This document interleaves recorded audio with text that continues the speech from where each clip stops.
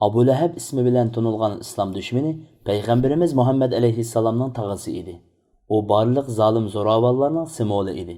U payg'ambarimiz Muhammad alayhissalom islom da'vatini e'lon qilganda tunji bo'lib islomga dushmanligini oshkora qilgan kishi edi.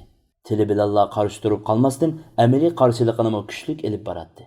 Payg'ambarimiz alayhissalomga azor bo'ladigan kishilarni uningdan yuz o'rtadigan har qanday ishni qiladi.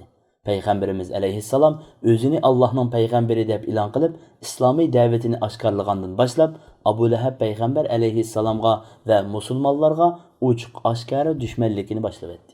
U bu jihatda shaytonning rolini olgan, balki ba'zida shaytondanmi oshirib o'tgan edi. Payg'ambarimiz alayhissalomning da'vatiga qarshi turib, "Sana halokat bo'lsin" degan edi. Allah uning haqida Abu Lahabning ikki qo'li qurib ketsin deb boshlangan amaliyotda mo'jiza hisoblanadigan Masad surasini nozil qildi. Chunki bu sura Abu Lahab va uning xotinining davzax azobida mangu qoladiganligini oldin xabar bergan edi.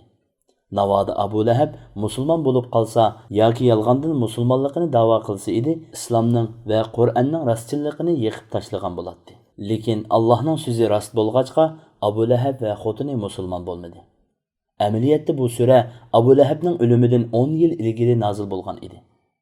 Payg'ambar alayhissalom atrofiga yig'ilgan kishilarga: "Ey insonlar, Allohdan boshqa haqiqiy iloh yo'q denglar. Allohning azobidan nijotlikka erishsizlar" dedi. Abu Lahab bo'lsa, payg'ambar alayhissalom nagili borsa, keynidan minib ushirganli kishiga Muhammad ota-buvisining dinidan chiqqan kazzobdir dedi. Abu Lahab islomiy da'vatning ashaddiy dushmani va sahobalarga eng ko'p azor bergan edi. Uning xotini Ummu Jamil bo'lsa, razillikda eridan qilishmaydi.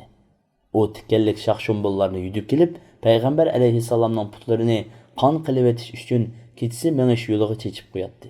Abu Lahab Badr urushida Qurayshlar bilan birga Muhammad alayhissalomga qarshi urush qilish uchun o'zi chiqolmagan bo'lsa-mu, o'ziga vakolatan Osim ibn Hishamni 4000 dirham pul berib yo'lga solgan edi. Badr urushi bo'lib 7 kun o'tgandan keyin Abu Lahab Adas deb atiladigan yuqumli kasal bilan o'ldi. 3 kungacha hech kimning kori bo'lmay, nihoyat purapli ketdi. Uning jamoati arnumusdan qo'rqib, o'ra ko'labla qo'llaridan tutmasdan uzun bir yog'och bilan urug'i ittirib, ustiga tosh kesak tashlavetdi. Kasal yo'qib qolishdan qo'rqib, uni hech kimmi ko'tarmagan edi. Mana bu uning dunyodagi jazosi edi. Ammo oxiratda bo'lsa, yalqunjab turgan o'tqa tashlanadi. Mol-mulki, kasb-o'qatlari to'plagan hech bir narsa uni azobdan qutqiza olmaydi.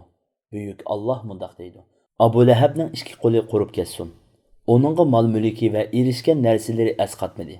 U lavuldab turgan o'tga kirdi. Uning o'tin to'shig'uchi xotinimi lavuldab turadigan o'tga kirdi. Uning bo'ynida mahkam eshilgan arg'amchi bo'ladi." Masad surasi